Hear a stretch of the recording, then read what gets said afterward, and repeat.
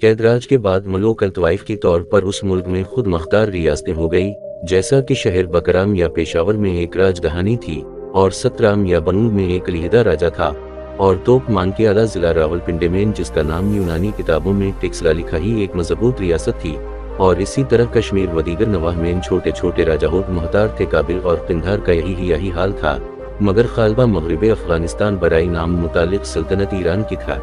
ایسی وقت میں سکندر جیسی دلاور بادشاہ کا آنا واسطی فتوحات ملک کی کافی تھا۔ یہاں اول والغزم شہنشاہ فیلقوس یا فلپس مقدونیہ کے بادشاہ کا بیٹا تھا 333 برس قبل از مسیح اور 817 برس از ہجرت حضرت محمد مصطفیٰ سلام یا 2198 برس پشتر زمانہ حال سی صرف 3000 پیادہ سپاہی اور 5000 سوار ہم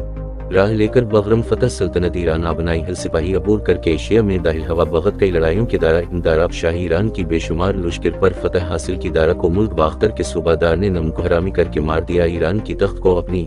جلوس سے زیب دے کر اس فتح عظیم سے 4 سال بعد وہ فتح نصیب بادشاہ کابل کے رستے فتح کرتا ہوا پنجاب کو چلا۔ ایرین کی تاریخ میں لکھائی کہ سکندر جب کابل میں پہنچا تو اس نے اپنی فوج کے 2 دستی بنائے، ان میں سے ایک دستہ نے پیشاور کو کرنیلاب کے راستے دریائے سندھ کو عبور کیا، دوسرا دستہ خود لے کر سکندر کابل سی علاقے کون اور باجوڑ اور سوادھا اور بونیر کو فتح کرتا ہوا اور دریائے سندھ تک اس سخت اور دشوار راستہ سے آیا۔ اگرچہ راستہ پر بہت سختی اور تکالیف اٹھیا، مگر لوٹ کا مال فوج سکندر کو بشیمار ہتھا آیا۔ اس حد میں اس ملک کے موشی ایسی اچھی اور امداد تھی کہ سکندر نے چہانٹ اپنی وطن کو اس ملک سے موشی بہچی، مگر اب اس قسیم کے موشی کا دخم یہی باقی نہیں۔ جب سکندر کو موابن میں پہنچا جس کا نام یونان تاریخوں میں ازنس پہاڑ لکھا ہی، تو اس میں ایک مضبوط قلعہ کو سکندر نے فتح کیا۔ اس قلعہ کے موقع میں مارخین کا اختلاف ہے، بعض کہتی میں کہ اٹک کے سامنے گیڈر قلعے والی پہاڑ پر تھا اور بازی کو مہابن میں بتلانی ہی مولف اخرال ذکر والوں سے اتفاق کرتا ہی، گرچہ اس وقت اور حال نے نام پہاڑ اور ملک کو مطابق بالکل نہیں ہوتے،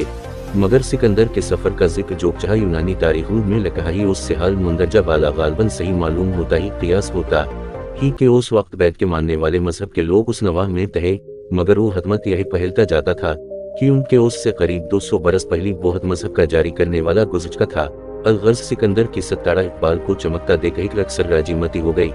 خصوصاً ٹیکسلائز راجہ ضلع راولپنڈی نے بڑی تپاک سے سکندر اور بنس کی لشکر کی دعوت کری۔ صرف راجہ پورس قنوجے سے جس کا نام سکندر نامہ میں فور لکھا ہی لڑائی ہوئی۔ فتح کے بعد سکندر نے اپنی علمہ ہمتی سے پورس کو بدستور اپنی سلطنت پر قائم رکھا، 2007 تک تمام پنجاب کو زیر کر کے واپس ہوا اور اپنی فوج کو 3 گروہوں میں تقسیم کر کے 3 مختلف راستوں سے واپس لے گیا۔ یہاں صاحب حمد بادشاہ دوسری مہم کی تیاری کر رہا تھا کہ عین عالم جوانی یہونی 33 برس کی عمر میں شہر بابل کے اندر بارزہ نجارت رہگر آئی عالم بقا ہوا اور منصوبہ اس کی حیا کی ساتھ تمام ہوئے۔ سلیر تسلط اہل یونانی یہونی گربک سکندر اعظم افغانستان کی ملک کو جو اس وقت اہل ہند میں یا لہیکتیس اور یونانیوں میں بکٹریا کے متعلق مشہور تھا، اپنی زیر حکم کر کے ایک علیحدہ یونانی صوبہ دار مقرر گیا تھا۔ بعد وفات سکندر اس کے امراؤن میں غرسہ تک فساد رہا۔ 312 سال قبل از مسیح جب وہ جیبری رفع ہوئی تو شام کا بادشاہ سلوکس یونانی ہوا تھا اور افغانستان یہی اس کے حصہ میں آیا۔ ملک شام سے افغانستان میں آ کر اس نے خوب میں بندوبست کیا اور اسی راستہ راجہ چندرگیت فرمان روائی ہند کی ملاقات کی واسطے گیا جس کو اس نے اپنا داماد بنایا تھا۔